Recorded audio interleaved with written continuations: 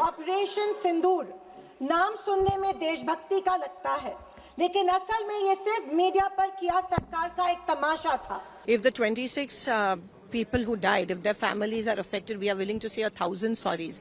कोई नहीं बता रहा है कि इस ऑपरेशन में हासिल क्या हुआ, कितने आतंकी पकड़े गए, हमारे कितने फाइटर जेट्स गिराए गए। We will never apologize to these trolls and these andhabhaks or the BJP. देश में सवाल पूछने पर ही पाबंदी है, क्योंकि ये सरकार सवाल सुनना ही नहीं चाहती है, बल्कि ये सरकार जवाबदेही से ही भागती है। The BJP has used Operation Sindoor for their own PR tactics, for their stunt and for their optics. Operation Sindoor नाम सुनने में देशभक्ति का लगता है, लेकिन असल में ये सिर्फ मीडिया पर किया सरकार का एक तमाशा था।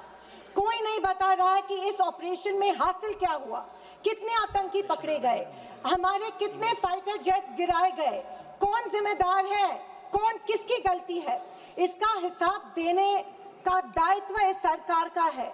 मगर देश में सवाल पूछने पर ही पाबंदी है, क्योंकि ये सरकार सवाल सुनना ही नहीं चाहती है, बल्कि ये सरकार जवाबदेही से ही भागती है। अध्यक्ष महोदय, आज की परिस्थितियों को देख मुझे रोम में बने कॉलिसियम की याद आती है। विश्व की सबसे अविस्मरणीय और पुरानी इमारतों में एक है। रोम में बनी कॉलिसियम मनुष्य की कल्पकता और निर्माण क्षमता का एक अभूतपूर्व मिसाल है, पर इसके अलावा वो एक गंदे और घिनौनी राजनीति का भी प्रतीक है। कहा जाता है कि इसका निर्माण उस समय की जनता को खेल और मनोरंजन में उलझाए रखने के लिए किया गया था, ताकि जनता का मूल मुद्दों पर से ध्यान भटक जाए। कुछ ऐसा ही आज हमारे देश की सरकार करती प्रतीत हो रही है। I am, if I have to, if the 26 people who died, if their families are affected, we are willing to say 1,000 sorries. But we will never apologize to these trolls and these andhabhaks or the BJP. The BJP has used Operation Sindoor for their own PR tactics, for their stunt and for their optics.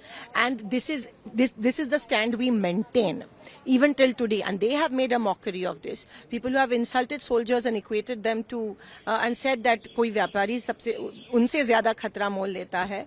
They should not give us lessons on patriotism and deshbhakti.